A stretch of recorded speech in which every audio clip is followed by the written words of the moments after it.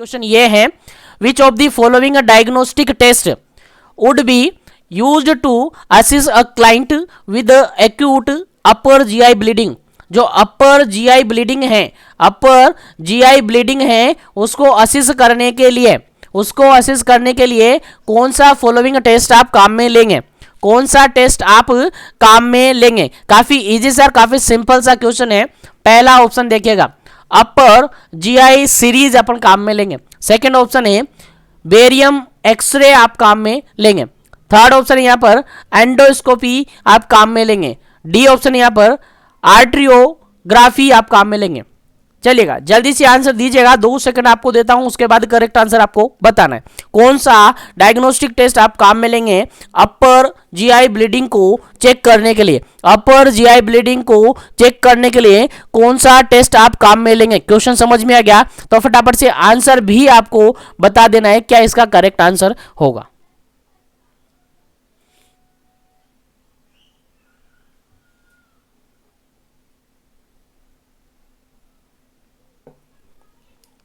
चलिएगा इस क्वेश्चन का बिल्कुल राइट आंसर होता है, ऑप्शन नंबर सी बिल्कुल करेक्ट आंसर है, एंडोस्कोपी। सेम जो क्वेश्चन इसके पहले वाला जो क्वेश्चन अपन ने डिस्कस किया था, same as it is question है। वहां पर अल्सर हुआ था और अल्सर के अंदर भी अगर ब्लीडिंग हो सकती है, ठीक है, तो अल्सर को चेक करने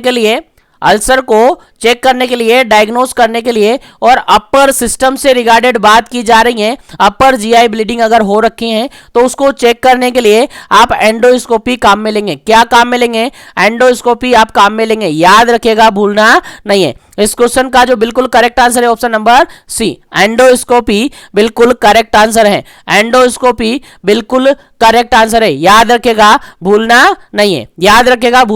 नहीं है। चलिएगा आगे बढ़ते हैं नेक्स्ट क्वेश्चन पर। और नेक्स्ट क्वेश्चन के अंदर डिस्कस करते हैं, काफी इंपॉर्टेंट क्वेश्चन है। और ऐसा क्वेश्चन इग्नू यूनिवर्सिटी के अंदर जो बीपीसीसीएचएन एग्जाम हुए हैं, इग्नू यूनिवर्सिटी के अंदर जो अभी तक बीपीसीसीएचएन एग्जाम हुए हैं उनके अंदर काफी बार रिपीट हो चुका है। 2 से 3 बार 4 बार समथिंग इग्नू यूनिवर्सिटी के अंदर एग्जाम हो चुके हैं एमसीक्यू बेसिस पर। तो वहां पर ये क्वेश्चन ये मान के चलेगा ऑलमोस्ट रिपीट होता है, बार बार रिपीट होता है। तो याद रखिएगा, पेन असेसमेंट के लिए एक एक्रोनिम्स है आपके सिलेबस के अंदर। पेन असेसमेंट के रिगार्डेड एक एक्रोनिम्स बना हुआ है आपके सिलेबस के अंदर। जो एक्रोनिम्स है आपका OPQRSTUV, ऐसा एक्रोनिम्स है। There T is indicate, T क्या इंडिकेट करता है, क्वेश्चन यहां पर ये पूछा है। यहां पर देखिएगा पेन असेसमेंट के लिए आपके सिलेबस के अंदर एक एक्रोनिम्स बताया गया है और एक्रोनिम्स आपका ये है OPQRSTUV। यहां पर जो टी है वो टी किसको इंडिकेट करता है। यहां पर कोई भी अल्फाबेट यहां से उठाकर दिया जाता है एक्रोनिम्स में से, OPQRSTUV, इनमें से कोई सा भी एक्रोनिम से एक वर्ड उठाकर दिया जाता है और पूछा जा सकता है कि ये किसको इंडिकेट करता है। अभी आपको दिया है टी किसको इंडिकेट करता है, आपको ये पूछा है। तो ऑप्शन के अकॉर्डिंग आपको आंसर देना है। पहला ऑप्शन यहां पर है when did it begin. Second option है what bring it on. Third option है यहां पर what does it feel like. और डी ऑप्शन है what medication and treatments are you currently using. Question समझ में आ गया और उसके अकॉर्डिंग ऑप्शन भी समझ में आ गया। तो इस क्वेश्चन का राइट आंसर आपको देना है, 2 सेकंड में आपको देता हूं, उसके बाद करेक्ट आंसर इसका बताया जाएगा। और सी के रिगार्डेड जो OPQRS जो एक्रोनिम्स है उसको भी थोड़ा सा बताया जाएगा।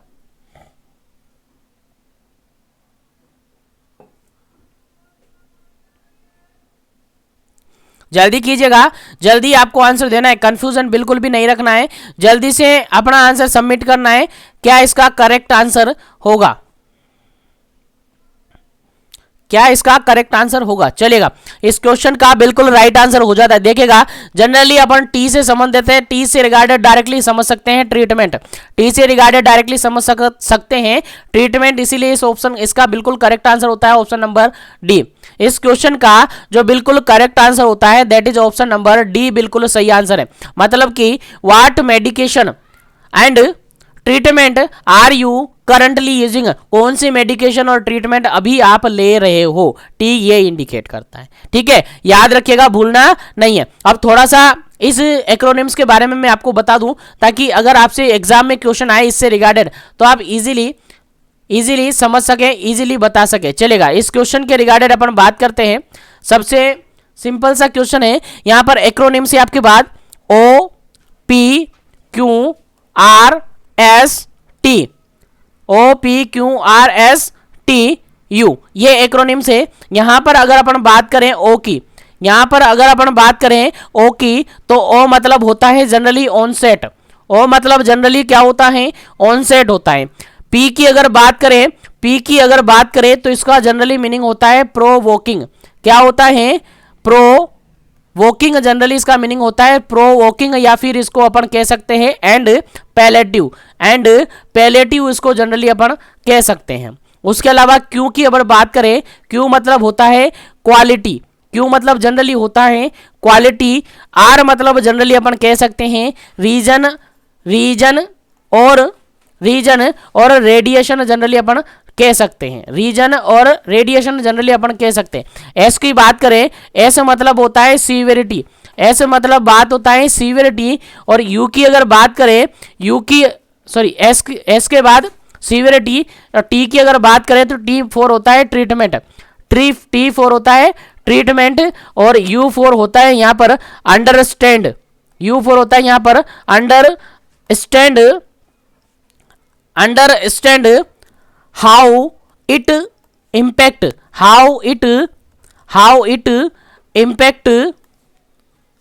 You, how it impact on you, इनका किस तरीके से आप पर प्रभाव है। तो ये सारे जनरली इनका मीनिंग है। अब एक्चुअली में इनसे रिगार्डेड क्वेश्चन ये पूछा जाता है। देखिएगा, अगर बात की जा रही है, अगर आपसे क्वेश्चन किया जा रहा है, अगर आपसे क्वेश्चन कहा जा रहा है कि ओ क्या इंडिकेट करता है, तो ओ मतलब क्या होता है सर, ओ इंडिकेट करेगा ऑनसेट से रिगार्डेड। ऑनसेट मतलब होता है होना, ऑनसेट मतलब जनरली होता है होना। तो इसको क्या कहेंगे, इसका जनरली होता है व्हेन डिड इट बिगिन, क्या आएगा, व्हेन डिड इट बिगिन, यहां पर ऑप्शन में आएगा। उसके अलावा अगर प्रोवोकिंग या पैलेटिव की बात करें, तो यहां पर आएगा व्हाट ब्रिंग इट ऑन, ये आपको क्वेश्चन में देखने को मिलेगा। अगर क्वालिटी की बात अपन करें तो यहां पर क्वालिटी शो करवाएगा, that is what does it feel like, what does it feel like. इस तरीके से सारे एक्रोनिम्स के रिगार्डेड अलग अलग की पॉइंट्स यहाँ पर हैं, अलग अलग की पॉइंट्स आपको याद होने चाहिए। और इसके रिगार्डेड मैंने सेपरेटली सेशन लिया हुआ है पेन के रिगार्डेड, और पेन को कंप्लीटली समझाया है 2 से 3 सेशन के अंदर। तो उस पेन वाले टॉपिक को, पेन वाले पार्ट को और पेन वाले जो सेशन है उसको जरूर से पढ़िएगा। और मैं आपको बता देना चाहूंगा, पेन से रिगार्डेड आपके एग्जाम में क्वेश्चन फंसेगा ही फंसेगा, पेन से रिगार्डेड आपसे क्वेश्चन फंसेगा ही फंसेगा, चाहे एक ही क्वेश्चन क्यों ना फंसे, चाहे एक ही क्वेश्चन आपके एग्जाम में क्यों ना आए, लेकिन पेन से रिगार्डेड आपके एग्जाम में क्वेश्चन आएगा 100%। ठीक है, तो याद रखिए, आपको याद रखना है। ठीक है, तो यहां तक क्यों तक पहुंच गए। क्यों के बाद अगर अपन आर की बात करें, क्योंकि अलावा अगर अपन बात आर की करें, देखिएगा मेंशन करते रहिएगा और नोट करते रहेगा अपनी नोटबुक में, ताकि आपको याद रहे। अगर अपन आर की बात करें तो आर मतलब होता है रीजन, यानी इसके रिगार्डेड आएगा वेयर इज इट, ये कहां पर, यानी पेन कहां पर है। उसके अलावा आर के बाद एस आता है, एस में होता है सीवियरिटी में आएगा व्हाट इज इंटेंसिटी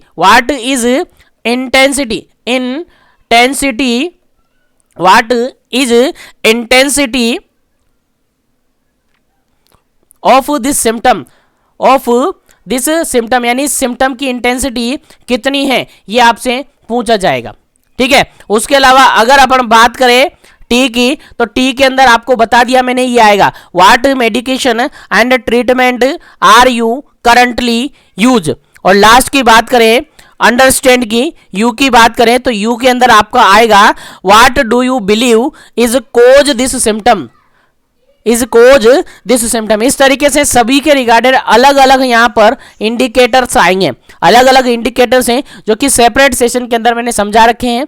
यहाँ पर ज़्यादा डिटेल से अपन डिस्कस नहीं करेंगे क्योंकि क्वेश्चन अभी काफ़ी सारे अपने पास बचे हुए हैं, सभी क्वेश्चन को समझना जरूरी है। इसीलिए पेन के रिगार्डेड सेपरेट सेशन आपको अवेलेबल करवा रखा है, उनको जरूर देखिएगा। वहां पर आपको अच्छी तरीके से समझा रखा है, हिंदी इंग्लिश दोनों में ही, चाहे आप जीएनएम हो चाहे बीएससी हो, सबको वहां पर समझ में आएगा। लेकिन एक बार जरूर से उसको विजिट कीजिएगा और विजिट करेंगे तो 100% आपको समझ में आएगा। तो ऐसा क्वेश्चन आपके एग्जाम में रिपीट हो सकता है क्योंकि अभी तक ये क्वेश्चन 2 बार रिपीट हो चुका है, अभी तक ये सेम क्वेश्चन 2 बार रिपीट हो चुका है, जहां पर कभी टी की जगह पी आता है, कभी क्यू आता है, कभी आर आता है, कभी यस आता है। तो किसी से भी रिगार्डेड आपको इंडिकेटर पूछा जा सकता है, उसके रिगार्डेड आपको याद होना चाहिए। चलिएगा आगे बढ़ता हूं मैं नेक्स्ट क्वेश्चन पर। इस क्वेश्चन का राइट आंसर आपको समझ में आ गया होगा। इस क्वेश्चन का बिल्कुल राइट आंसर है टी फॉर ट्रीटमेंट। याद रखना है आपको, टी फॉर ट्रीटमेंट अगर आपको याद है तो बिल्कुल याद रह जाएगा। What medication and treatment are you currently use, कौन सा ट्रीटमेंट और मेडिकेशन अभी करंटली आप यूज कर रहे हो, ये ऑप्शन आपको सही होगा। चलिएगा, उम्मीद करता हूं यहां तक समझ में आ गया होगा और यहां तक के सेशन के अंदर सभी क्वेश्चन आपको इजीली समझ में आए होंगे। चलेगा मैं नेक्स्ट क्वेश्चन पर पहुंचता हूं और नेक्स्ट क्वेश्चन आपके सामने काफी इजी तरीके से, काफी अच्छी तरीके से आपके सामने है, जो कि आपको याद रखना है, भूलना नहीं है बिल्कुल भी, आपको याद रखना है। क्वेश्चन काफी इजी है लेकिन थोड़ा सा समझना है और आंसर आपको देना है। चलेगा, क्वेश्चन यहाँ पर 23 नंबर क्वेश्चन है। क्वेश्चन ये कहता है pain in iliac right iliac region, pain कहां पर है, राइट इलियक रीजन के अंदर है, कहां पर है, राइट इलियक रीजन के अंदर पेन हो रहा है, कहां पर, राइट इलियक रीजन में पेन हो रहा है। अफेक्ट द ऑर्गन, कौन सा ऑर्गन अफेक्ट होगा, यानी किस ऑर्गन के अफेक्ट होने से राइट इलियक रीजन के अंदर पेन देखने को मिलेगा, वो आपको बताना है। राइट इलियक रीजन के अंदर पेन देखने को मिलेगा, वो आपको बताना है। अब अलग अलग 9 रीजन अपन ने देखे थे। पहले तो आपके एब्डोमिनल जो कैविटी होती है उसको अपन ने 4 पार्ट्स में डिवाइड करते हैं, आप सबको याद होगा, first quadrant, second quadrant, third और फोर्थ, या फिर upper right quadrant, upper left quadrant, lower right quadrant और लोअर लेफ्ट क्वाड्रेंट। इस तरीके से 4 क्वाड्रेंट के अंदर, इस तरीके से मैं बता दूं आपको, ये अपर राइट क्वाड्रेंट, ये अपर लेफ्ट क्वाड्रेंट, ये लोअर राइट क्वाड्रेंट, ये लोअर लेफ्ट क्वाड्रेंट। इस तरीके से एब्डोमिनल कैविटी को 4 क्वाड्रेंट के अंदर डिवाइड करते हैं। उसके बाद इन क्वाड्रेंट को अपन आगे जाकर अगर रीजन की बात करें तो रीजन यहां पर डिवाइड करते हैं अपन 9 रीजन। कितने रीजन डिवाइड करते हैं, 9 रीजन डिवाइड करते हैं, 9 रीजन डिवाइड करते हैं, जिसके अंदर सबसे, अगर अपन बात करें सबसे बीच वाला हिस्सा पर अगर अपन बात करें तो मैंने कहा था यहाँ पर एपिगैस्ट्रिक होता है, एपिगैस्ट्रियम होता है, यहाँ पर आपकी अम्लाइकस होती हैं, यहाँ पर अम्लाइकस होती हैं, और अम्लाइकस के बाद जनरली अपन कहें तो ये सिम्पाइसिस प्यूबिस अपन जनरली इसको कह सकते हैं, एपिगैस्ट्रिक, और जनरली इसको सिम्पाइसिस प्यूबिस कहते हैं, या फिर जनरली इसको हाइपोगैस्ट्रिक भी कह सकते हैं। क्या कह सकते हैं, हाइपोगैस्ट्रिक भी अपन इसको कह सकते हैं, एपिगैस्ट्रिक, हाइपोगैस्ट्रिक, ठीक है। उसके अलावा इसके राइट साइड में, लेफ्ट साइड में अलग अलग होते हैं, वो भी मैंने डिस्कस किया था, इसीलिए आप सबसे कह रहा हूं पेन के रिगार्डेड सेशन जरूर से ले। राइट साइड में ये सारा राइट वाला हिस्सा है, ये लेफ्ट वाला हिस्सा है, तो राइट हाइपोकोंड्रियाक रीजन, राइट हाइपोकोंड्रियाक रीजन और लेफ्ट हाइपोकोंड्रियाक रीजन, ठीक है। और अम्लाइकस के दोनों तरफ अगर बात करें तो right lumbar region, left lumbar region. और अगर अपन बात करें सिम्पाइसिस प्यूबिस या हाइपोगैस्ट्रिक के दोनों तरफ साइडों में बात करें तो यहां पर होता है राइट इलियाक रीजन और लेफ्ट इलियाक रीजन। इस तरीके से 9 क्वाड्रेंट अपन डिवाइडेड करते हैं। अब क्वेश्चन यहां पर यह पूछा है आपसे कि आपके इस क्वेश्चन के अकॉर्डिंग आपकी बॉडी के अंदर जो पेन हो रहा है वो इस एरिया के अंदर हो रहा है। किसके अंदर पेन हो रहा है, इस एरिया के अंदर हो रहा है, राइट इलियाक रीजन के अंदर पेन हो रहा है, इस राइट इलियाक रीजन के अंदर पेन हो रहा है। तो बताइए कि आपकी बॉडी का कौन सा ऑर्गन अफेक्ट हुआ है, क्वेश्चन समझ में आ गया। अब आंसर आपको देना है फटाफट से, क्या इस क्वेश्चन का करेक्ट आंसर होगा। ऑप्शन में रिपीट करता हूं। पहला ऑप्शन यहां पर देखिएगा, पहला ऑप्शन ये है किडनी, सेकंड ऑप्शन है यहां पर लीवर, थर्ड ऑप्शन है यहां पर अपेंडिक्स, और फोर्थ ऑप्शन यहां पर स्टमक। चलेगा, जनरली सबको समझ में आ गया होगा कि यहां पर कौन सा ऑर्गन होता है। जो ऑर्गन होगा वही तो अफेक्ट होगा और वही यहां पर आपका आंसर होगा। आई थिंक सबको समझ में आ गया होगा, सबको इजीली समझ में आ गया होगा, क्योंकि इजीली मैंने समझा भी दिया है। चलेगा, जल्दी से आंसर दीजिएगा ताकि आगे बढ़े नेक्स्ट क्वेश्चन पर, क्योंकि क्वेश्चन अभी काफी सारे अपने पास हैं।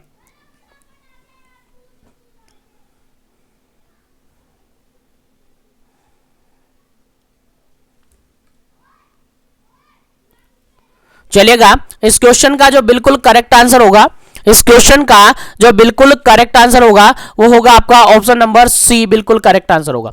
ऑप्शन नंबर सी बिल्कुल करेक्ट आंसर होगा। क्या होगा? अपेंडिक्स। क्या होगा? अपेंडिक्स बिल्कुल सही आंसर होगा, क्योंकि किडनी, लीवर और स्टमक, स्टमक की जनरली बात करें तो स्टमक यहां पर होता है इस तरीके से, है ना। किडनी की बात करें तो किडनी भी जनरली इस तरीके से यहां पर होती है। और लीवर की बात करें तो लीवर तो यहीं पर रह जाती है, रही ना, रही कि नहीं रही, बिल्कुल यहीं रह जाती है। और अपेंडिक्स जनरली यहां पर होती है। बिल्कुल इसके अकॉर्डिंग तो बिल्कुल सही आंसर आपका क्या होता है? अपेंडिक्स बिल्कुल सही आंसर होता है। ठीक है, आई थिंक समझ में आ गया होगा अपेंडिक्स क्यों इसका करेक्ट आंसर है, क्योंकि अपेंडिक्स जो ऑर्गन है वो कहां पर अवेलेबल होता है, कहां पर प्रेजेंट होता है? राइट इलियक फोसा या राइट इलियक रीजन के अंदर अवेलेबल होता है। इसीलिए इस क्वेश्चन का राइट आंसर क्या होगा? अपेंडिक्स होगा। अगर अपेंडिसाइटिस हो गया है और अपेंडिसाइटिस के अंदर पेन हो रहा है तो जनरली अपन कह सकते हैं कौन से रीजन के अंदर पेन होगा? राइट इलियक रीजन के अंदर पेन होगा। समझ में आ गया? बिल्कुल करेक्ट आंसर इसका है। ठीक है, और अगर किडनी के अंदर पेन हुआ है, किडनी के अंदर प्रॉब्लम है तो किस रीजन के अंदर पेन होगा? लीवर के अंदर पेन हुआ है तो किस रीजन के अंदर पेन होगा? स्टमक के अंदर पेन हुआ है तो किस रीजन के अंदर पेन होगा? तो इनको कंप्लीट समझने के लिए पूरे 9 रीजन को मैंने पढ़ा रखा है, पूरे 9 रीजन के रिगार्डेड मैंने सेशन अवेलेबल करवा रखा है। पेन के रिगार्डेड अलग से सेपरेट सेशन है, इस सेशन के बाद आप उस सेशन को देख लीजिएगा, सभी क्वेश्चंस आपको बिल्कुल इजीली समझ में आ जाएंगे। अगर इससे रिगार्डेड और भी कोई क्वेश्चन पूछा जाए आपके एग्जाम में तो वहां से आपके एग्जाम में क्वेश्चन समझ में आ जाएगा, और उम्मीद करता हूं सेशन के बाद ये सारे क्वेश्चन आप इजीली सोल्व कर पाएंगे। चलेगा, उम्मीद है यहां तक आपको सब कुछ समझ में आ रहा होगा और यहां तक के सभी क्वेश्चन आपको समझ में आ गए होंगे। मैं नेक्स्ट क्वेश्चन पर डिस्कस करता हूं, नेक्स्ट क्वेश्चन पर पहुंचता हूं, क्वेश्चन नंबर 24। लेकिन उससे पहले इस सेशन को अभी तक लाइक नहीं किया तो लाइक कर दीजिएगा, शेयर नहीं किया तो शेयर कर दीजिएगा, ताकि इसी तरीके से कंटिन्यू सेशन आपको मिलते रहे। और अगर अभी तक आपने मिशन एजुकेशन ऐप डाउनलोड नहीं किया है तो मिशन एजुकेशन ऐप डाउनलोड करके टेस्ट सीरीज को ज्वाइन कर लीजिएगा, ताकि टेस्ट सीरीज आप डेली दे सके और उसके रिगार्डेड अपने सिलेबस के रिगार्डेड अपनी तैयारी को इंप्रूव कर सके। चलेगा, नेक्स्ट क्वेश्चन आपके सामने 24 नंबर क्वेश्चन। अब देखिएगा, अभी तक जो क्वेश्चन अभी तक आपने क्वेश्चन डिस्कस किए हैं जनरली वो क्वेश्चन आपकी फर्स्ट यूनिट से रिगार्डेड थे, जनरली वो क्वेश्चन फर्स्ट यूनिट से रिगार्डेड थे। अब जो क्वेश्चन स्टार्ट हुए हैं ये आपकी सेकंड यूनिट से स्टार्ट हो चुके हैं। कितने, कौन से यूनिट? फर्स्ट ब्लॉक की सेकंड यूनिट आपके स्टार्ट हो गई है, that is respiratory system, common condition of respiratory system, ये यूनिट आपकी स्टार्ट हो गई है। और इसके अंदर सबसे पहला क्वेश्चन आपका है confirmatory test for pneumonia. Pneumonia के रिगार्डेड कंफर्मेटरी टेस्ट कौन सा है? न्यूमोनिया आप सबने सुना होगा, काफी जनरल प्रॉब्लम है, जनरली देखी जाती है रेस्पिरेटरी सिस्टम के अंदर। तो कि जो न्यूमोनिया है उसको अपन कंफर्म करते हैं तो कंफर्मेटरी टेस्ट कौन सा होता है? क्वेश्चन समझ में आ गया? ऑप्शन देखते हैं। पहला ऑप्शन है यहां पर ब्रोंकोस्कोपी, सेकंड ऑप्शन है यहां पर चेस्ट एक्सरे, थर्ड ऑप्शन है यहां पर ब्लड कल्चर, फोर्थ ऑप्शन है यहां पर स्पुटम कल्चर एंड सेंसिटिविटी। जल्दी से आंसर दीजिएगा, क्या इसका करेक्ट आंसर होगा? Confirmatory test for the pneumonia, pneumonia के रिगार्डेड कंफर्मेटरी टेस्ट कौन सा होता है? जल्दी से आंसर दीजिएगा। Bronchoscopy, chest x-ray, blood culture, sputum culture and sensitivity. बिल्कुल करेक्ट आंसर आपको देना है जल्दी से।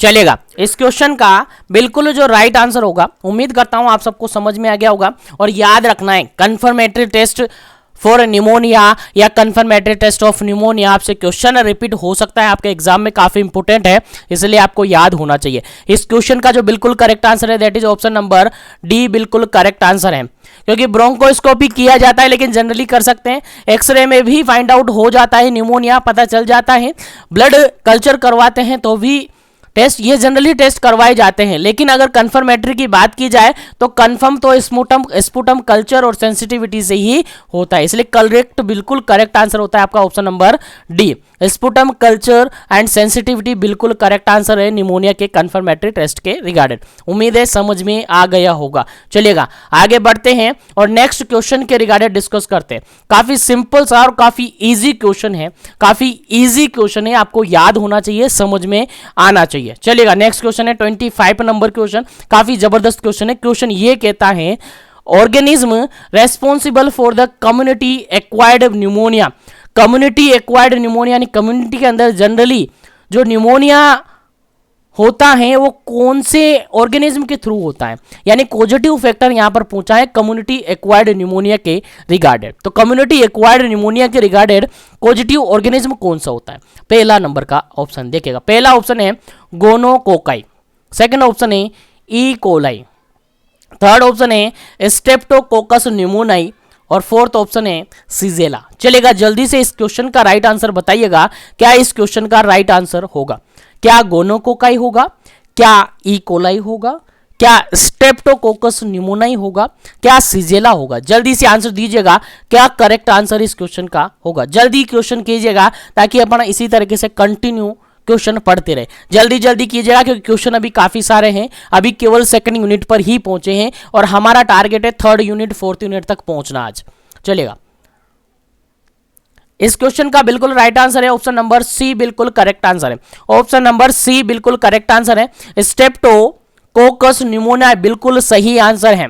ठीक है, तो कम्युनिटी एक्वायर्ड न्यूमोनिया की अगर बात की जाए, ऑर्गेनिज्म की बात की जाए, पॉजिटिव ऑर्गेनिज्म की, तो उस क्वेश्चन का राइट आंसर होगा आपका स्ट्रेप्टोकोकस न्यूमोनिया, बिल्कुल करेक्ट आंसर है, याद रखिएगा, भूलना नहीं है। चलिएगा आगे बढ़ते हैं नेक्स्ट क्वेश्चन पर, आगे बढ़ते हैं नेक्स्ट क्वेश्चन पर। और नेक्स्ट क्वेश्चन आपके एग्जाम पॉइंट ऑफ व्यू से काफी इंपॉर्टेंट है, सिंपल सा क्वेश्चन लेकिन सबको पता होना चाहिए। देखिएगा हेमोप्टाइसिस, हेमोप्टाइसिस मींस, हेमोप्टाइसिस का एक्चुअल मीन क्या होता है? क्वेश्चन सिंपल सा है, समझ में आ गया होगा कि हेमोप्टाइसिस का एक्चुअल मीन क्या होता है, आपको बताना है एक्चुअल मीनिंग ऑफ हेमोप्टाइसिस। पहला ऑप्शन यहां पर देखिएगा ब्लड इन स्टूल, स्टूल के अंदर ब्लड आना। सेकंड ऑप्शन है ब्लड इन वॉमिटिंग, वॉमिटिंग के अंदर ब्लड आना। थर्ड ऑप्शन है ब्लड इन कफ, कफ के अंदर कफ के अंदर ब्लड आना। और डी ऑप्शन है ऑल ऑफ दी अबव। जल्दी से आंसर बताना है, हेमोप्टाइसिस का एक्चुअल मीनिंग क्या होता है? जनरल क्वेश्चन है, आपको आना ही चाहिए, हेमोप्टाइसिस का एक्चुअल मीनिंग क्या है? और रिपीटेडली क्वेश्चन पूछे जा सकते हैं और ये क्वेश्चन भी आई थिंक रिपीट हुआ है और आया हुआ है प्रीवियसली क्वेश्चन पेपर के अंदर। तो याद रखिएगा इस क्वेश्चन का जो बिल्कुल करेक्ट आंसर होगा वो क्या होगा, जल्दी से आंसर दीजिएगा, उसके बाद इसका करेक्ट आंसर आपको बताया जाएगा।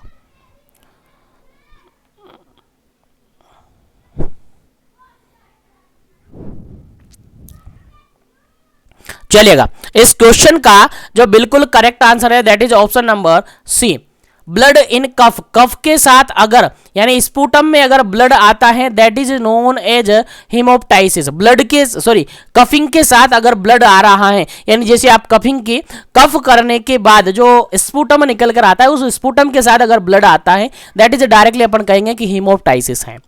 तो कफ के साथ अगर ब्लड आ रहा है तो उसको क्या कहेंगे? हेमोप्टाइसिस कहेंगे। याद रहे, भूलना नहीं है, हेमोप्टाइसिस मतलब क्या होता है? हेमोप्टाइसिस मतलब कि कफिंग के साथ ब्लड आना, that is haemoptysis. I think समझ में आ गया होगा। तो चलिए आगे बढ़ते हैं नेक्स्ट क्वेश्चन पर। उम्मीद है यहां तक के सभी क्वेश्चन आपको समझ में आएंगे और नेक्स्ट क्वेश्चन काफी इजी है, थोड़ा सा समझना है, आंसर आपको इजीली समझ में आ जाएगा, थोड़ा सा समझना है, बस थोड़ा सा समझोगे तो इजीली क्वेश्चन समझ में आएगा। 27 नंबर क्वेश्चन आपके एग्जाम में पूछा हुआ है।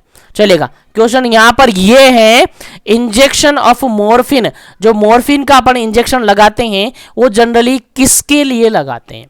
मॉर्फिन इंजेक्शन जो अपन लगाते हैं जनरली किसके लिए लगाते हैं? पहला ऑप्शन चेस्ट पेन के लिए लगाते हैं, सेकंड ऑप्शन स्टोमक पेन के लिए लगाते हैं, थर्ड ऑप्शन न्यूमोनिया के लिए लगाते हैं, फोर्थ ऑप्शन अस्थमा के लिए लगाते हैं। चलेगा, आंसर दीजिएगा, क्या इसका करेक्ट आंसर होगा? जल्दी आंसर देना है। क्वेश्चन समझ में आ गया? क्वेश्चन ये है कि मॉर्फिन का अपन इंजेक्शन लगाते हैं, मॉर्फिन आप सबको पता होगा मॉर्फिन क्या है, तो मॉर्फिन का अपन इंजेक्शन लगाते हैं जनरली किसके अंदर लगाते हैं? सबको पता है? जल्दी से आंसर कमेंट कर दीजिएगा क्या इसका करेक्ट आंसर है, उसके बाद करेक्ट आंसर मैं बताऊंगा। चलेगा, इस क्वेश्चन का बिल्कुल करेक्ट आंसर है, that is option number first. Option number first, morphine injection लगाया जाता है जनरली चेस्ट पेन के अंदर। जो चेस्ट के अंदर पेन होता है जनरली मायोकार्डियल इन्फेक्शन के रिगार्डेड आपने पढ़ा होगा, मायोकार्डियल इन्फेक्शन के अंदर मॉर्फिन लगाया जाता है, आप सबको पता होगा। मायोकार्डियल इन्फेक्शन के अंदर पेन कहां पर होता है? चेस्ट के अंदर होता है। तो चेस्ट पेन के अंदर जनरली मॉर्फिन को अपन यूज करते हैं, जनरली मॉर्फिन को यूज करते हैं। उम्मीद है समझ में आ गया होगा क्वेश्चन, और याद रहना चाहिए, आपको याद होना चाहिए, ऐसे क्वेश्चन आपके एग्जाम में डायरेक्टली पूछे जा सकते हैं। चलेगा, आगे बढ़ते हैं, नेक्स्ट क्वेश्चन की बात करते हैं। नेक्स्ट क्वेश्चन आपके एग्जाम पॉइंट ऑफ व्यू से काफी इंपॉर्टेंट है, आपको आना चाहिए, आपको समझ में भी आना चाहिए और आपको याद भी रहना चाहिए। चलेगा, इस क्वेश्चन के अंदर पढ़ते हैं। पहला 28 नंबर क्वेश्चन है, और क्वेश्चन ये है, sign and symptoms of tonsillitis. Tonsillitis के साइन एंड सिम्टम्स हैं, कौन सा ऑप्शन ऐसा है जो कि टॉन्सिलाइटिस का सिम्टम है? टॉन्सिलाइटिस मतलब जानते हो ना, इन्फेक्शन कहां पर होगा? टॉन्सिल्स के अंदर होगा, वही टॉन्सिलाइटिस होता है, आप सबको जानते हैं, आप सब उसके बारे में जानते हैं टॉन्सिलाइटिस के बारे में। तो यहां पर क्वेश्चन आपसे यह पूछा है कि जो टॉन्सिलाइटिस इन्फेक्शन होता है उसके अंदर कौन सा साइन एंड सिम्टम्स देखने को मिलता है? क्वेश्चन समझ में आ गया? चलेगा, ऑप्शन देखते हैं। पहला ऑप्शन है यहां पर बैड ब्रीथ, जो ब्रीथिंग अपन लेते हैं उसके अंदर ऑर्डर आना, बैड ब्रीथ होना। सेकंड ऑप्शन की बात करें, सेकंड ऑप्शन है throat congestion, throat congestion, throat के अंदर कंजेशन होना। सी ऑप्शन है डिफिकल्टी और पेनफुल सोलोविंग, सोलोविंग करने के अंदर पेन होना या डिफिकल्टी होना। और डी ऑप्शन है ऑल ऑफ दी अबव। चलेगा, आंसर आपको देना है। क्वेश्चन समझ में आ गया है तो ऑप्शन भी समझ लीजिएगा और फटाफट से आंसर भी दे दीजिएगा। 2 सेकंड आपको देता हूं, उसके बाद करेक्ट आंसर आपको बता दिया जाएगा।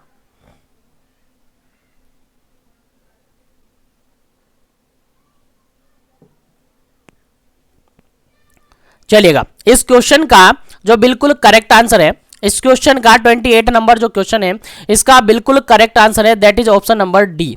ऑप्शन नंबर डी बिल्कुल करेक्ट आंसर है, क्योंकि यहां पर बैड ब्रीथ आती है, टॉन्सिलाइटिस के अंदर बैड ब्रीथ आती है, जैसे सांस लेते हैं बाहर निकालते हैं तो उसके अंदर बैड ब्रीथ आती है, थ्रोट कंजेशन हो जाता है, उसके अलावा सोलोविंग में पेनफुल होता है, डिफिकल्टी होती है। तो तीनों ऑप्शन यहाँ पर सही हैं, इसी की वजह से आपका फोर्थ ऑप्शन बिल्कुल करेक्ट आंसर है, क्योंकि ऑल ऑफ दी अबव सारे ऑप्शन बिल्कुल सही हैं। इसके रिगार्डेड आपका डी ऑप्शन बिल्कुल करेक्ट है। क्वेश्चन समझ में आ गया है, ऑप्शन भी समझ में आ गया, और उम्मीद है अभी तक जो भी पढ़ा वो भी समझ में आया है। तो सेशन को लाइक और शेयर नहीं किया तो लाइक और शेयर भी कर दीजिएगा, ताकि सभी को सेशन मिल जाए। सभी को सेशन मिलने के साथ मेरा टारगेट भी पूरा हो जाए और सभी इन क्वेश्चन का बेनिफिट उठा सके। और जो भी चैनल पर पहली बार विजिट कर रहे हैं, बार बार विजिट करते हैं, लेकिन अभी तक चैनल को सब्सक्राइब नहीं किया है, वो चैनल को सब्सक्राइब करके बेल आइकन कॉल पे प्रेस कर ले, ताकि आने वाले सेशन के रिगार्डेड वो सेशन उनको मिल सके, नोटिफिकेशन उनको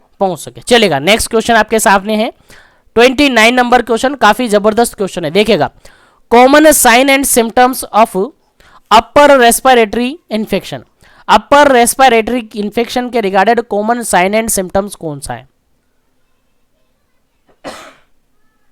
जल्दी से आंसर देना है कि अपर रेस्पिरेटरी सिस्टम के अंदर आपको किसी भी टाइप का कोई इन्फेक्शन हो गया। अपर रेस्पिरेटरी सिस्टम जानते हो ना, अपर रेस्पिरेटरी सिस्टम जानते हो, आपने पढ़ा होगा। सबसे स्टार्टिंग में नोज आती है, नोज के बाद क्या आती है आप सबको पता है, नोज के बाद क्या आती है? फेरिंग्स आती हैं, लेरिंग्स आती हैं, आती है कि नहीं आती? फेरिंग्स लेरिंग्स आती है कि नहीं आती? सर नहीं आती है। नोज के बाद क्या आती है आप सबको पता है? लेरिंग्स, उसके बाद इसोफेगस आता है क्या? नहीं आता है, वो डाइजेस्टिव सिस्टम का है, ट्रेकिया आता है। तो कुल मिला के ये मान के चलो, आप अगर बात करें अपन अपर रेस्पिरेटरी सिस्टम की, तो ट्रेकिया आपने सुना होगा। ट्रेकिया के ऊपर के सारे ऑर्गन अपर रेस्पिरेटरी सिस्टम होते हैं और ट्रेकिया के नीचे सारे सिस्टम है जो कि लोअर रेस्पिरेटरी सिस्टम होते हैं। यहां से आप याद रखें, बाकी डिटेल से हमने डिस्कस किया हुआ है, वहां से सेशन देख लीजिएगा, आपको समझ में आएगा। चलेगा, इस क्वेश्चन का राइट आंसर आपको देना है। क्वेश्चन यहां पर ये है, क्वेश्चन यहां पर यह है कि जो अपर रेस्पिरेटरी सिस्टम होता है उसके अंदर अगर इंफेक्शन हो गया है तो उसके अंदर कौन सा क्लिनिकल फीचर देखने को मिलेगा। ऑप्शन पढ़ते हैं। पहला ऑप्शन यहां पर देखने को मिला रनिंग नोज, दूसरा ऑप्शन यहां पर देखने को मिलेगा कफिंग, तीसरा ऑप्शन यहां पर देखने को मिलेगा फीवर, और फोर्थ ऑप्शन यहां पर है ऑल ऑफ दी अबव। चलेगा, क्या इस क्वेश्चन का करेक्ट आंसर होगा? जल्दी से अपना आंसर पुट कीजिएगा। अपर रेस्पिरेटरी सिस्टम के अंदर इंफेक्शन हुआ है तो क्या होगा? 2 सेकंड आपके पास है, फिर आपको आंसर मिल जाएगा, जल्दी कीजिएगा।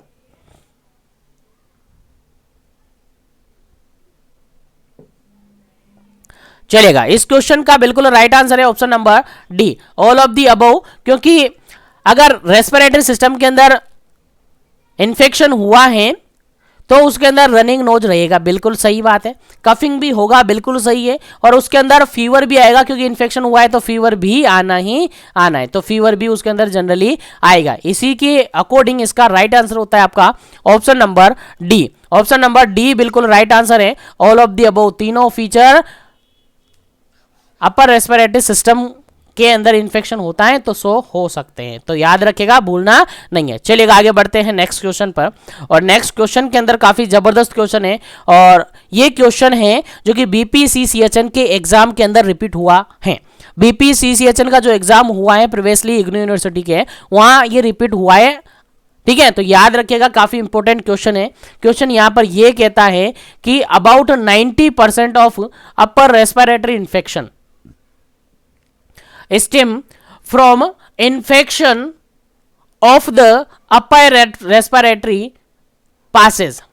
देखा, क्वेश्चन यहां पर जनरली ये पूछा है कि जो अपर रेस्पिरेटरी ट्रैक्ट के अंदर जनरली जो इन्फेक्शन होते हैं उसका अबाउट 90% कारण कौन होते हैं। सीधा सा क्वेश्चन बताऊं मैं आपको, तो क्वेश्चन ये है कि अपर रेस्पिरेटरी ट्रैक्ट के अंदर जो इन्फेक्शन होता है जनरली उसका कारण कौन होता है, ठीक है। About 90% of upper respiratory tract infection stem from A infection of upper respiratory passes. Question समझ में आ गया? यानी इन्फेक्शन किससे होता है, फ्रॉम किससे होता है।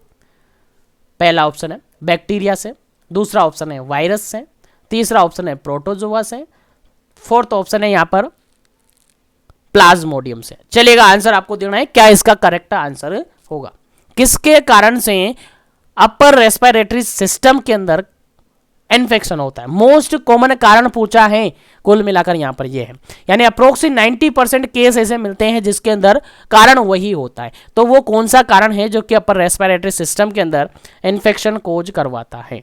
चलिए,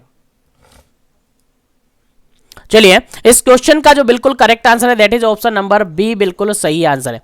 ऑप्शन नंबर बी बिल्कुल सही आंसर है। वायरस, जितने रेस्पिरेटरी ट्रैक्ट इन्फेक्शन होते हैं उनमें से ऑलमोस्ट अप्रोक्सीमेटली 90% केसेस किसके देखने को मिलते हैं, वायरस के कारण देखने को मिलते हैं। याद रहे, भूलना नहीं है, काफी इंपॉर्टेंट है और रिपीटेडली क्वेश्चन ये रिपीट हुआ है बीपीसीसीएचएन एग्जाम के रिगार्डेड। चलिएगा, आगे बढ़ते हैं नेक्स्ट क्वेश्चन पर, लेकिन अभी तक लाइक शेयर नहीं किया तो लाइक शेयर करते हुए इस चैनल को सब्सक्राइब जरूर कर लीजिएगा ताकि इसी तरीके से सेशन आपको मिलता रहे। चलेगा, नेक्स्ट क्वेश्चन आपके सामने है 31 नंबर क्वेश्चन, और यहां पर क्वेश्चन ये पूछा जा रहा है inhaler is used in case of.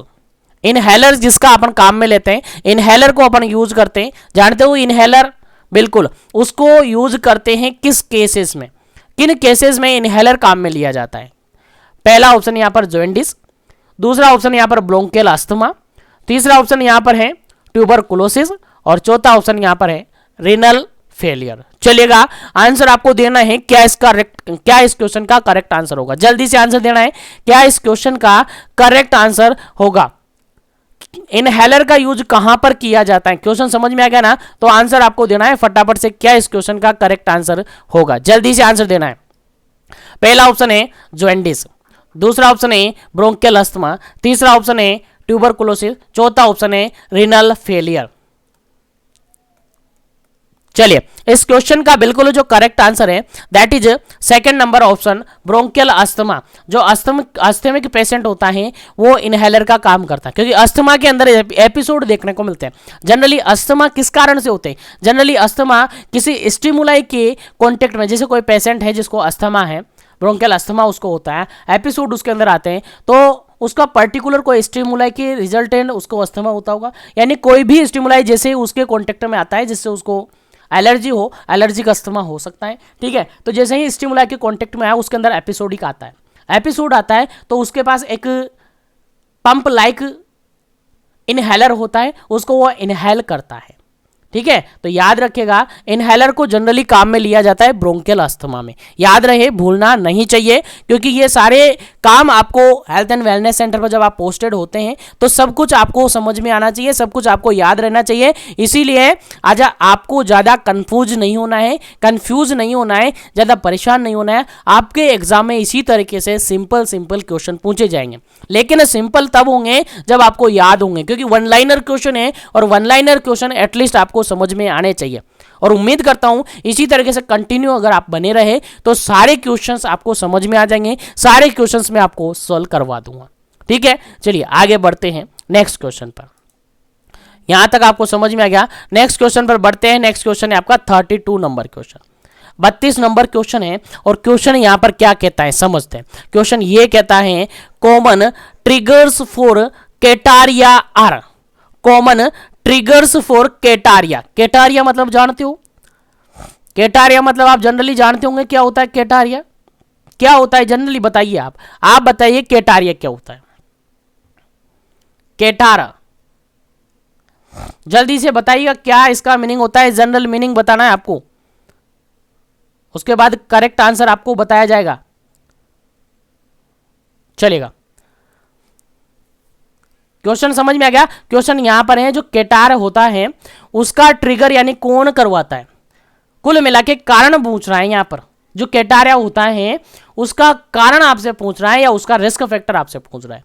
कौन सा रिस्क फैक्टर? पहला ऑप्शन देखेगा यहां पर सिगरेट स्मोकर, सेकंड ऑप्शन है एयर पोल्यूशन, थर्ड ऑप्शन है परफ्यूम और फोर्थ ऑप्शन है ऑल ऑफ दी अबव। चलिएगा क्या इसका आंसर है? कैटारिया मतलब जनरली बताऊं मैं आपको तो इसको राइनाइटिस कहते हैं। और राइनाइटिस मतलब जनरली आप सबको पता है रनिंग नोज होती है।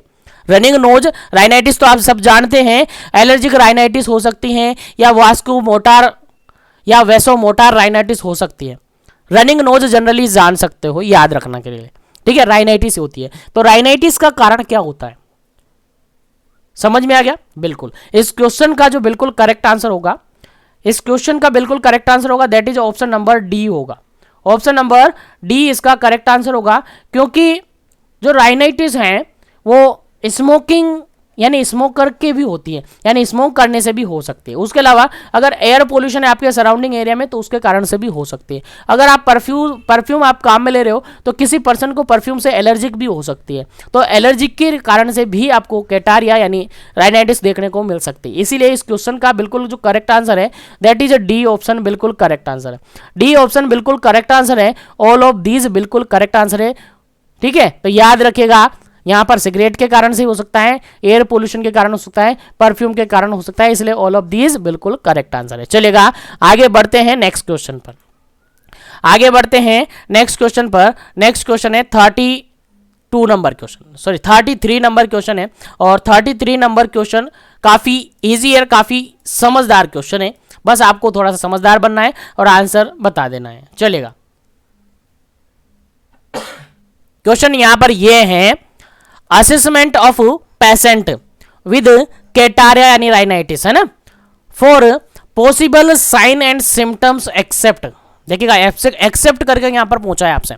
जो कैटारिया होता है, अगर आप उस पेशेंट का, किसी पर्सन को राइनाइटिस है यानी कैटारिया है, उस पर्सन को अगर आप क्लिनिकल फीचर उसका देखते हो तो उसके अंदर कौन सा सिम्टम नहीं होता है। 3 ऑप्शन यहां पर सही है लेकिन एक ऑप्शन गलत है। कौन सा ऑप्शन उसके अंदर देखने को नहीं मिलेगा? पहला ऑप्शन आप देखिएगा stuff nose, stuffy nose, stuffy nose को जनरली अपन ब्लॉक नोज कह सकते हैं ना, क्या कह सकते हैं, ब्लॉक्ड नोज कह सकते हैं, याद रखिएगा, भूलना नहीं है। उसके अलावा सेकंड ऑप्शन है सोर थ्रोट, थर्ड ऑप्शन है एपिगैस्ट्रिक पेन, और फोर्थ ऑप्शन है एन इरिटिंग या इरिटेटिंग कफ। चलिएगा, आंसर आपको देना है, 2 सेकंड आपके पास है, सोच लीजिएगा और आंसर दे दीजिएगा।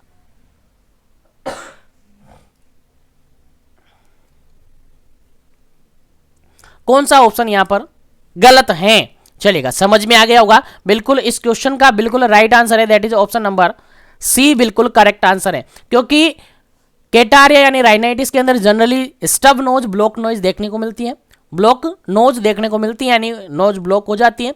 उसके अलावा सोर थ्रोट देखने को मिल सकता है, उसके अलावा इरिटेटिंग कफ देखने को मिल सकती है, लेकिन एब्डोमन या एपिगैस्ट्रिक पेन से दूर दूर तक कोई नाता ही नहीं है, दूर दूर से कोई लेना देना नहीं है। इसलिए इस क्वेश्चन का राइट आंसर होता है आपका ऑप्शन नंबर सी। क्योंकि एक्सेप्ट आपसे पूछा था, तो एक्सेप्ट ये गलत है, इसलिए हमने इसको निकाल दिया। इस क्वेश्चन का राइट आंसर होता है आपका option number C, epigastric pain. चलेगा, उम्मीद करता हूं समझ में आ गए होंगे। तो आगे बढ़ते हैं नेक्स्ट क्वेश्चन पर, 34 नंबर क्वेश्चन। उम्मीद है यहां तक सब कुछ आपको समझ में आ रहे होंगे और इसी के साथ बने रहे कंटिन्यूअसली इसी तरीके से क्वेश्चन के साथ। चलेगा, नेक्स्ट क्वेश्चन आपके सामने है। नेक्स्ट क्वेश्चन काफी इंपॉर्टेंट क्वेश्चन है आपके एग्जाम पॉइंट ऑफ व्यू से। चलिए, क्वेश्चन यहां पर ये है, 34 नंबर क्वेश्चन है। क्वेश्चन ये कहता है, patient is advise to take following treatment for urticaria. किसी पेशेंट को कैटारा है, क्या है, कैटारिया है, यानी उसको राइनाइटिस है। तो उस पेशेंट को फॉलोइंग एडवाइज आप देंगे, फॉलोइंग एडवाइज आप देंगे। कौन कौन सी एडवाइज उसको आप देंगे, कौन कौन सी एडवाइज पेशेंट को आप देंगे? पहला ऑप्शन है एंटी हिस्टामिनिक ड्रग, आप उसको एंटी हिस्टामिनिक ड्रग देंगे। सेकंड ऑप्शन है टैबलेट ऑफ पैरासीटामोल टैबलेट देंगे। थर्ड ऑप्शन है स्टीम इनहेलर थेरेपी उसको देंगे। और फोर्थ ऑप्शन है ऑल ऑफ दिस देंगे। क्या करेक्ट आंसर है, कौन सा करेक्ट आंसर अपन माने? एंटी हिस्टामिनिक ड्रग देंगे, सेकंड ऑप्शन है टैबलेट पैरासीटामोल देंगे, थर्ड ऑप्शन है स्टीम इनहेलर देंगे, और फोर्थ ऑप्शन है ऑल ऑफ दिस देंगे। क्या देंगे, जल्दी से आंसर देना है, 2 सेकंड आपके पास।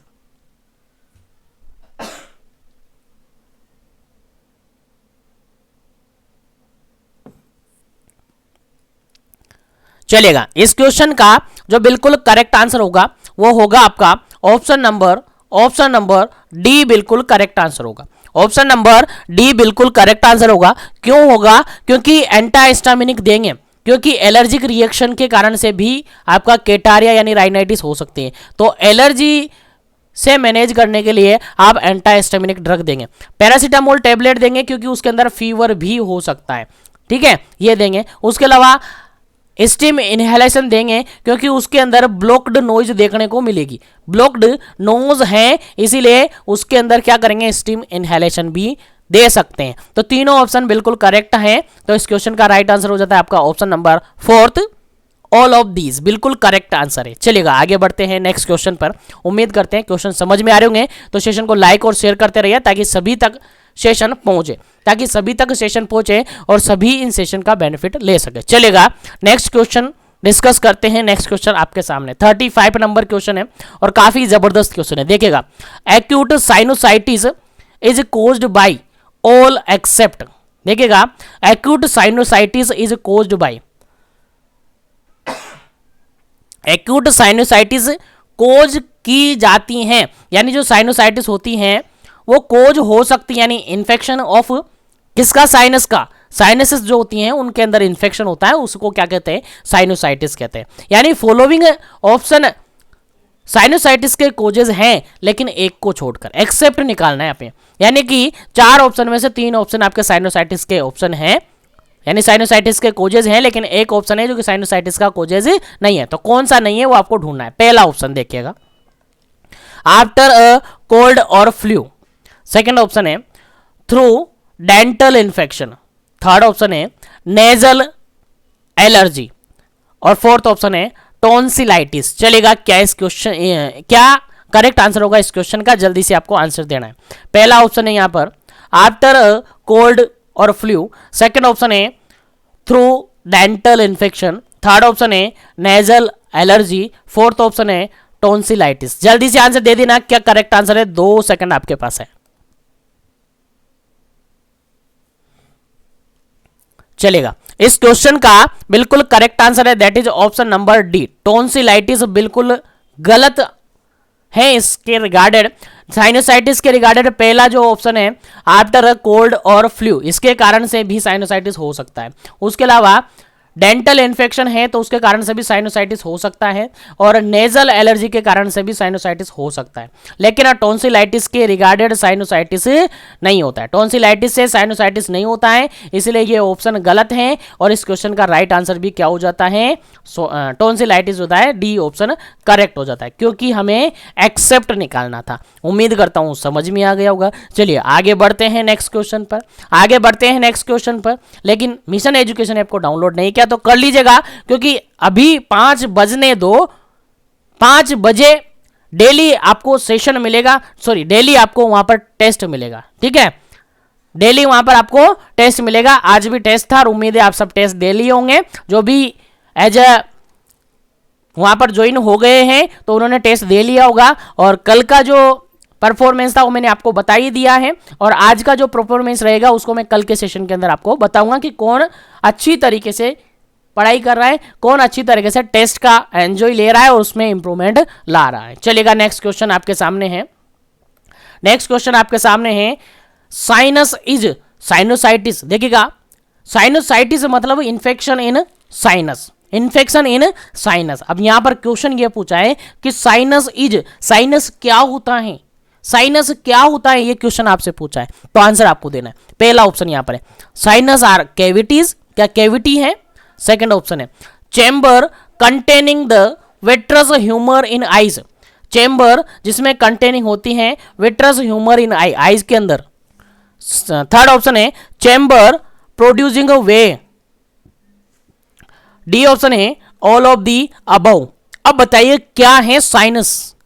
चलिएगा, आंसर आपको देना है। इस क्वेश्चन के लिए मैं आपको 5 सेकंड दूंगा। कैविटी है, या chamber containing vitreous humour in eyes है, या फिर चैम्बर प्रोड्यूसिंग वे है, या फिर ऑल ऑफ दी अबव, यानी डी ऑप्शन है। क्या करेक्ट आंसर है, फटाफट से आंसर दीजिएगा, देन आफ्टर इसका सही आंसर आपको बताया जाएगा, जल्दी कीजिएगा।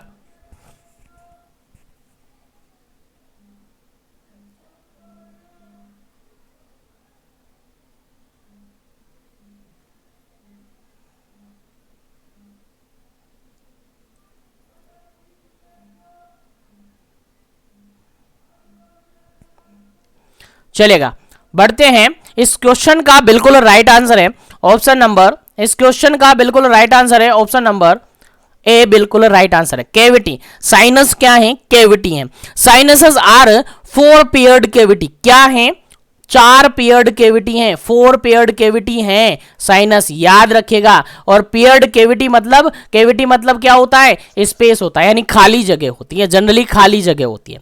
यानी कितने पेयर्ड साइनस होते हैं, 4 पेयर्ड जनरली साइनसेस होते हैं। और साइनसेस एक्चुअली में अगर देखे जाए तो कैविटीज होते हैं। साइनसेस अगर एक्चुअली में देखे जाए तो साइनसेस आर कैविटी, क्या होती हैं, कैविटी होती है, याद रहे, भूलना नहीं है। चलेगा, आगे बढ़ते हैं नेक्स्ट क्वेश्चन पर, आगे बढ़ते हैं नेक्स्ट क्वेश्चन पर। नेक्स्ट क्वेश्चन आपके सामने 36 number question, 34 number question, sorry 37 number question है, 37 नंबर क्वेश्चन है, और काफी सिंपल और काफी इजी क्वेश्चन है। देखिएगा, क्वेश्चन यहां पर ये है, risk factor of the pharyngitis, pharyngitis के रिगार्डेड रिस्क फैक्टर बताने हैं। फेरेंजाइटिस जानते हो, इन्फेक्शन इन किस में, इन्फेक्शन किसके अंदर, फेरिंग्स के अंदर। इन्फेक्शन किसके अंदर होगा, फेरिंग्स के अंदर, दैट इज अ फेरेंजाइटिस। तो फेरेंजाइटिस के रिगार्डेड यहां पर रिस्क फैक्टर आपको बताने कि फेरेंजाइटिस के रिगार्डेड रिस्क फैक्टर कौन से होते हैं। चलेगा, पहला ऑप्शन यहां पर देखिएगा cold and flu season, second option देखिएगा स्मोकिंग, थर्ड ऑप्शन देखिएगा एलर्जी, फोर्थ ऑप्शन देखिएगा ऑल ऑफ दी अबव। चलेगा, इस क्वेश्चन का राइट आंसर आपको देना है कि फेरेंजाइटिस का जो रिस्क फैक्टर होता है वो क्या होता है, रिस्क फैक्टर ऑफ फेरेंजाइटिस। जल्दी से आंसर देना है, 2 सेकंड आपके पास है, उसके बाद इसका करेक्ट आंसर आपको बताया जाएगा, जल्दी कीजिएगा।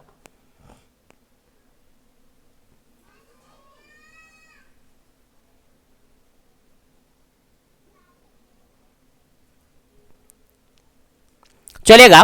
इस क्वेश्चन का जो बिल्कुल करेक्ट आंसर है, इस क्वेश्चन का जो बिल्कुल करेक्ट आंसर है that is option number D, बिल्कुल करेक्ट आंसर है।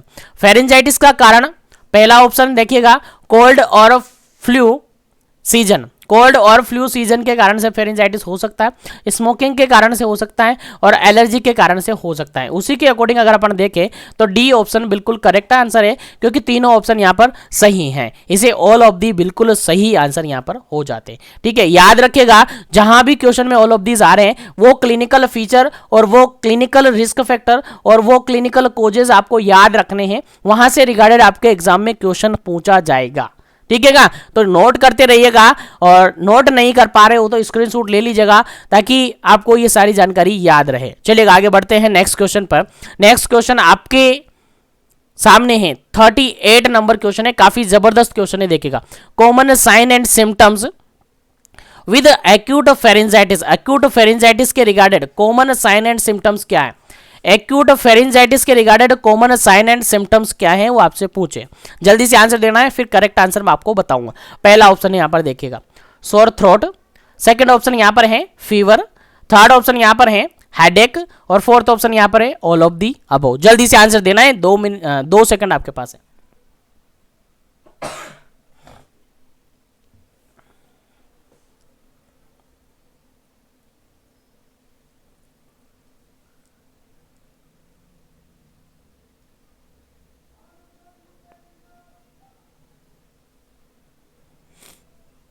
चलेगा, इस क्वेश्चन का जो बिल्कुल करेक्ट आंसर है, इस क्वेश्चन का जो बिल्कुल करेक्ट आंसर है वो है ऑप्शन नंबर डी, बिल्कुल करेक्ट आंसर है, ऑल ऑफ दीज। क्योंकि फेरेंजाइटिस के अंदर अगर अपन देखें तो सोर थ्रोट भी देखने को मिलता है, फीवर भी देखने को मिलता है, और हेडेक भी देखने को मिलता है। तो तीनों ऑप्शन करेक्ट है, इसीलिए डी ऑप्शन बिल्कुल करेक्ट आंसर है, क्योंकि ऑल ऑफ दीज बिल्कुल सही आंसर है। याद रखेगा फेरेंजाइटिस के क्लिनिकल फीचर्स हैं ये सोर थ्रोट, फीवर, हेडेक, ये याद रखिएगा, इनसे रिगार्डेड आपसे एग्जाम में क्वेश्चन पूछा जा सकता है। चलिएगा आगे बढ़ते हैं नेक्स्ट क्वेश्चन पर, आगे बढ़ते हैं नेक्स्ट क्वेश्चन पर। और नेक्स्ट क्वेश्चन काफी जबरदस्त क्वेश्चन है आपके एग्जाम के रिगार्डेड, इसलिए आपको याद होना चाहिए। चलिए क्वेश्चन है 39 नंबर, काफी इजी क्वेश्चन है, समझते हैं क्वेश्चन को और फिर आंसर देते हैं। चलेगा, क्वेश्चन यहां पर ये है 39 नंबर question, symptoms of sore throat with cold except. Question यहां पर समझ में आ गया? क्वेश्चन यहां पर ये है symptoms of sore throat, symptoms of sore throat, यानी कि सोर थ्रोट के साथ साथ कोल्ड है। Symptoms of sore throat with cold, cold के साथ सोर थ्रोट है तो उसका सिम्टम्स क्या आएगा, एक्सेप्ट निकालना है, कौन सा सिम्टम्स सही नहीं है इसके रिगार्डेड। क्वेश्चन समझ में आ गया? सोर थ्रोट के साथ अगर कोल्ड है तो उसका सिम्टम्स बताने हैं, यानी सभी सिम्टम्स इसके रिगार्डेड हैं, लेकिन एक सिम्टम है जो कि सोर थ्रोट विद कोल्ड के रिगार्डेड नहीं है। क्वेश्चन समझ में आ गया? आंसर देना है। पहला ऑप्शन यहां पर देखिएगा स्नीजिंग, सेकंड ऑप्शन देखिएगा कफिंग, थर्ड ऑप्शन देखिएगा माइल्ड हेडेक, और फोर्थ ऑप्शन देखिएगा fever higher than 102 102 degree Fahrenheit. चलेगा, आंसर बताइएगा क्या इसका करेक्ट आंसर है।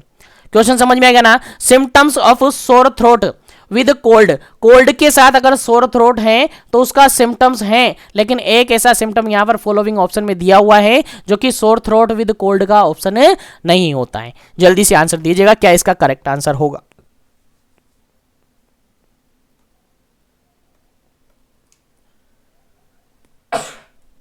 चलेगा, इस क्वेश्चन का बिल्कुल करेक्ट आंसर है that is option number D, क्योंकि यहां पर अगर अपन देखें तो स्नीजिंग भी होती है। सोर थ्रोट विद कोल्ड के साथ अगर अपन बात करें, सोर थ्रोट विद कोल्ड है तो उसके अंदर स्नीजिंग होगी, बिल्कुल सही आंसर है। सेकंड ऑप्शन देखें तो कफिंग भी होगी, बिल्कुल होगी। थर्ड देखें तो माइल्ड हेडेक होगा, बिल्कुल हेडेक भी होगा, यानी स्नीजिंग होगी, कफिंग होगी, हेडेक होगा। और फीवर आएगा कि नहीं आएगा? सर फीवर भी तो आता है, लेकिन आप गलत कैसे बता रहे हैं? तो मैं बता दूं, फीवर यहां पर आता है, लेकिन फीवर आता है यहां पर लेस देन 102 डिग्री फ़ारेनहाइट, यानी लेस देन आता है, यानी फीवर आता है लेकिन टेम्परेचर कितना होता है? 102 डिग्री फ़ारेनहाइट से ज्यादा नहीं होता है, हमेशा 102 डिग्री फ़ारेनहाइट से कम ही होता है अगर सोर थ्रोट विद कोल्ड है तो। याद रहे, भूलना नहीं है, ठीक है ना। तो यहां पर स्नीजिंग होगी, कफिंग होगी, माइल्ड हेडेक होगा, और अगर फीवर की बात करें तो फीवर होगा, fever less than 102 degree Fahrenheit, 102 degree Fahrenheit से कम टेम्परेचर होगा फीवर में। लेकिन यहां पर क्या कह रहा है, हायर बता रहा है, जो कि गलत है। हायर नहीं होता है, लोअर होता है, यानी लेस देन होता है। याद रखिएगा, इस क्वेश्चन के रिगार्डेड गलत ऑप्शन है आपका ऑप्शन नंबर डी, और सही आंसर है आपका ऑप्शन नंबर डी। ठीक है, सही आंसर क्या हो गया, ऑप्शन नंबर डी, क्योंकि हमें एक्सेप्ट निकालना था और एक्सेप्ट में यही गलत है, क्योंकि यहां हायर नहीं, यहां लेस देन आता। ठीक है, चलेगा, आगे बढ़ते हैं। उम्मीद करता हूं क्वेश्चन समझ में आ गया होगा, और याद भी रखते रहिएगा, और नोटबुक साथ में रखेगा ताकि नोट कर ले, ताकि आपको ऐसे ही क्वेश्चन आगे भी याद रहे, क्योंकि काफी इंपॉर्टेंट क्वेश्चन है आपके एग्जाम पॉइंट ऑफ व्यू से, और काफी इजी क्वेश्चन है, आपको समझ में भी आने चाहिए। चलेगा, नेक्स्ट क्वेश्चन है 40 नंबर क्वेश्चन, और 40 नंबर क्वेश्चन क्या कहता है, symptoms of sore throat with flu. देखिएगा, अभी जस्ट क्वेश्चन अपन ने डिस्कस किया, वहां सेम क्वेश्चन है, सोर थ्रोट विद, वहां पर कोल्ड था, क्या था, कोल्ड था, यहां पर सोर थ्रोट विद फ्लू है, बस इतना सा ही डिफरेंस है, बाकी सेम है क्वेश्चन। अब क्वेश्चन का आंसर आपको देना है। वहां तो हमें एक्सेप्ट पूछा था, यहां पर एक्सेप्ट नहीं पूछा है, यहां पर तो पूछा है कि एक्चुअली में सिम्टम्स क्या है। पहला ऑप्शन है फटीग, सेकंड ऑप्शन है fever higher than 102 degree Fahrenheit, C option है ए एंड बी, और डी ऑप्शन है नन ऑफ दी अबव।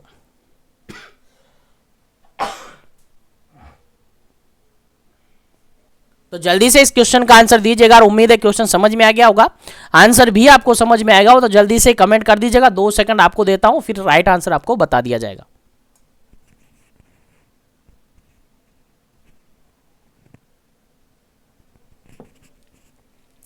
चलिएगा, इस क्वेश्चन का राइट आंसर होता है आपका ऑप्शन नंबर सी, बिल्कुल राइट आंसर है। ऑप्शन नंबर सी बिल्कुल राइट आंसर है, क्योंकि सोर थ्रोट विद फ्लू की अगर बात करें, सोर थ्रोट विद फ्लू की अगर बात करें तो उसमें फटीग भी होता है, और उसके अंदर फीवर आता है more than 102 degree Fahrenheit. Cold के अंदर तो कितना आता है, लेस देन 102 डिग्री फ़ारेनहाइट। लेकिन अगर फ्लू की बात की जाए, कोल्ड के अंदर तो ये आता है, लेकिन अगर फ्लू की बात की जाए तो फ्लू के अंदर फीवर है 102 डिग्री फ़ारेनहाइट से भी ज्यादा आता है। इसलिए पहला और दूसरा ऑप्शन यानी ए और बी ऑप्शन करेक्ट आंसर है। इसलिए इस क्वेश्चन का राइट आंसर हो जाता है आपका ऑप्शन नंबर सी।